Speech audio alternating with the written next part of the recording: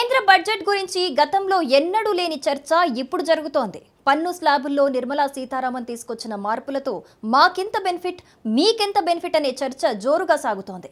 కేంద్రం నుంచి ఎలాంటి సానుకూల ప్రకటన రాదన్న భావనతో ఉన్న వేతన జీవులు ఇప్పుడు కొత్త పన్ను విధానంతో తమకెలాంటి ప్రయోజనం కలుగుతోందన్న లెక్కలు వేసుకుంటున్నారు.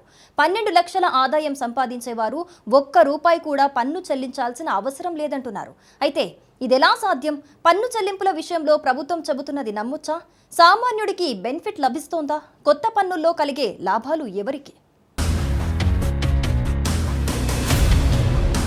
కేంద్ర బడ్జెట్తో పన్ను చెల్లింపుదారులు ఊహించని బెనిఫిట్ పొందుతున్నట్టు కనిపిస్తోంది. అయితే ఇందులో ఎన్నో అనుమానాలున్నాయి. ఆర్థిక మంత్రి నిర్మలా సీతారామన్ కొత్త పన్ను విధానంలో సవరించిన పన్ను స్లాబ్లు, రేట్లపై ఉత్కంఠ కొనసాగుతోంది. ముఖ్యంగా 12 లక్షల రూపాయల వరకు ఆదాయమున్న వ్యక్తులు గణనీయమైన ప్రయోజనాలు కలిగేలా కొత్త ప్రతిపాదనలను కేంద్రం తీసుకొచ్చింది. ఇకపై 12 లక్షల పైబడి ఆదాయం సంపాదించేవారు ఎలాంటి పన్ను చెల్లించాల్సిన అవసరం లేదని తెలుస్తోంది. అంటే ఇకపై వారు అసలు పన్ను చెల్లించాల్సిన అవసరం ఉండదు. We have periodically reduced their tax burden. Right after 2014, the nil tax slab was raised to 2.5 lakhs of rupees, which was further raised to 5 lakh rupees in 2019 and to 7 lakh rupees in 2023. This is reflective of our government's trust on the middle class taxpayers. I am now happy to announce that there will be no income tax payable up to income of 12 lakh rupees. Budget తర్వాత కొత్త పన్ను విధానంలో 12,75,000, 15 లక్షలు, 20 లక్షలు, 25 లక్షల ఆదాయంపై ఎంత పన్ను ఆదా అవుతుందన్న దానిపై క్లారిటీ చూద్దాం. థ్రెషోల్డ్ పరిమితి కంటే తక్కువ సంపాదిస్తున్న పన్ను చెల్లింపుదారులపై ఆదాయపు పన్ను లేదు.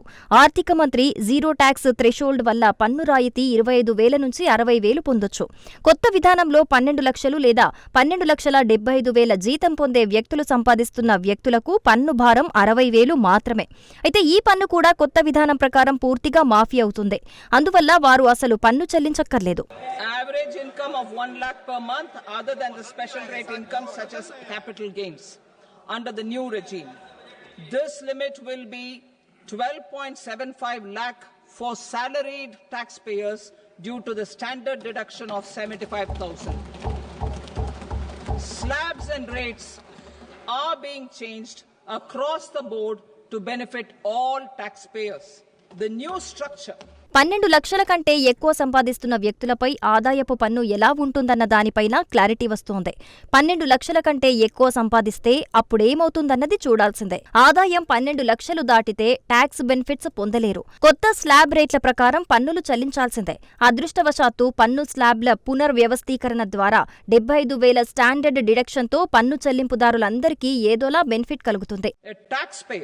In the new regime, with an income of 12 lakh rupees, will get a benefit of 80,000 rupees in tax, which is 100% of tax payable as per the existing rates. Budget 2025 ప్రకారం కొత్త ఆదాయపు పన్ను స్లాబ్ ఫైనాన్షియల్ ఇయర్ 2025-26 ప్రకారం కొత్తగా పన్ను విధానాన్ని ఎంచుకోవాల్సి ఉంటుంది. ఉదాహరణకు ఏడాదికి 12 లక్షల కంటే ఎక్కువ సంపాదించే వ్యక్తులు ఇకపై 4 లక్షల వరకు ఆదాయం పన్ను అసలు చెల్లించనక్కర్లేదు. 4 లక్షల నుంచి 8 లక్షల మధ్య ఆదాయంపై 5% పన్ను చెల్లించాలి. 8 లక్షల నుంచి 12 లక్షల మధ్య ఆదాయంపై 10% పన్ను చెల్లించాలి. ఇక 12 లక్షల నుంచి 16 లక్షల మధ్య ఆదాయంపై 15% పన్ను చెల్లించాల్సి ఉంది. 16 లక్షల నుంచి 20 లక్షల మధ్య ఆదాయంపై 20% పన్ను, 20 లక్షల నుంచి 24 లక్షల మధ్య ఆదాయంపై 25% పన్ను చెల్లించాల్సి ఉంటుంది. సంవత్సరానికి 24 లక్షలకు మించిన ఆదాయం సంపాదించేవారు 30% పన్ను చెల్లించాల్సి ఉంటుంది. A person having income of 18 lakh rupees will get a benefit of 70,000 rupees in tax, that is 30% of tax payable as per existing rates. A person with an income of 25 lakh gets a benefit of 1,10,000 rupees, that is 25% of his tax payable as per existing rates. ఆదాయపు పన్ను calculator ప్రకారం మీరు ఎంత ఆదా చేస్తారన్నది కీలకం. మీరు ఆదా చేసే మొత్తం మీ ఆదాయ స్థాయిని బట్టి ఉంటుంది. 24 లక్షలు సంపాదించే వారికి ఇకపై 1,10,000 బెనిఫిట్ ప్రస్తుతం సాధ్యమవుతుంది. గతంలో 4,10,000 చెల్లించాల్సి ఉండగా ఇప్పుడు పన్ను మొత్తం 3 లక్షలు చెల్లిస్తే సరిపోతుంది. 24 లక్షల ఆదాయ స్థాయికి మించితే పన్ను రేట్లు 30% వద్ద మారవు. అంటే కొత్త ప్రతిపాదనలతో ప్రయోజనం స్థిరంగా 1,10,000 ఉంటుంది. గతంలో నిల్ ట్యాక్స్ చెల్లింపు కోసం థ్రెషోల్డ్ 7 లక్షలుగా నిర్ణయించారు. ఈ పరిమితిని 12 లక్షలకు ఇప్పుడు పెంచారు.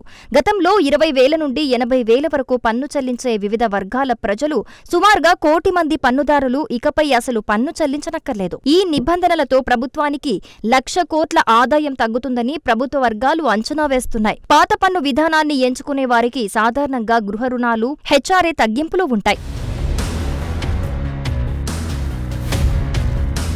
అయితే 12 లక్షలు సంపాదించేవారు పన్ను ఎలా చెల్లించనక్కర్లేదన్న దానిపై కొంత అస్పష్టత ఉంది. ఇక్కడే ఎక్కువ మంది గందరగోళానికి గురవుతున్నారు. కేవలం 12 లక్షల కంటే ఎక్కువ సంపాదిస్తున్న వ్యక్తులు మాత్రమే కొత్త విధానంలో పన్ను చెల్లించాల్సి ఉంటుంది. ఒక వ్యక్తి 12 లక్షల 10,000 పన్ను పరిధిలోకి వస్తే ప్రస్తుత స్లాబ్ల ప్రకారం 61,500 పన్ను చెల్లించాల్సి ఉన్నప్పటికీ ఇకపై వారు 10,000 మాత్రమే చెల్లించాల్సి వస్తుంది.